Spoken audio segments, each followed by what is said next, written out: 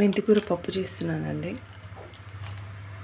ఇందులో tomato, onions, వెల్లుల్లి and జీలకర్ర, పసుపు, ఉప్పు, కారం అన్నీ వేసి ఉడికిస్తున్నాను. ఆ తర్వాత మెంతికూర యాడ్ చేద్దాం. ఇందులో మెంతికూర యాడ్ చేద్దాం. ఇందులో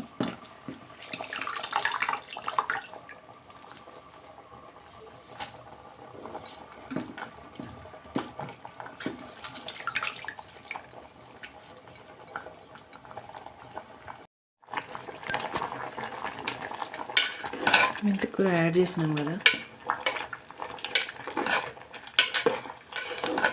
మెంతికూర పప్పు చాలా బాగుంటుందండి. పిల్లలు చాలా ఇష్టంగా తింటారు ఇదే పప్పు. అండ్ ఐరన్ కాంటెంట్ కూడా ఎక్కువ ఉంటుంది కదా మెంతికూరలో. మంచిది కూడా పిల్లలకి. విజిల్ పెట్టి ఒక 5 విజిల్స్ వచ్చే వరకు ఉడికించండి. పోపు కోసం వెల్లుల్లి కొంచెం కచ్చపచ్చగా దంచుకొని పెట్టుకోండి.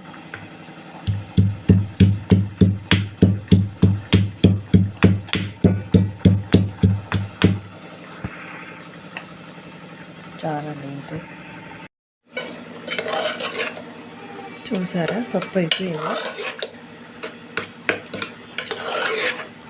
దీన్ని పప్పు గుత్తితో స్మాష్ చేసుకుందాం కోసం.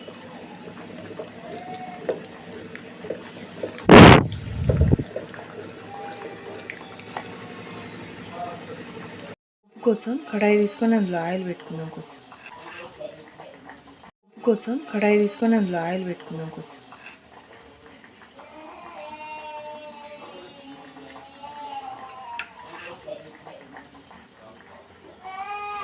ఇందులోనే పోపు దినుసులు యాడ్ చేసుకుందాం.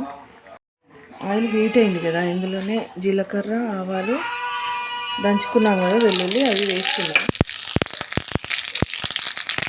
వెల్లుల్లి కూడా వేసుకున్నాం. కొంచెం కరివేపాకు. పోపు కాలిపోయింది, దీన్ని పప్పులో వేసుకున్నాము.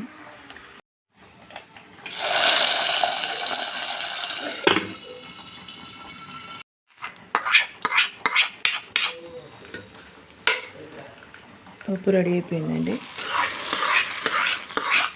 మెంతికూర పప్పు ఫ్లేవర్ చాలా బాగుంటుంది. పిల్లలు కూడా చాలా ఇష్టంగా తింటారు.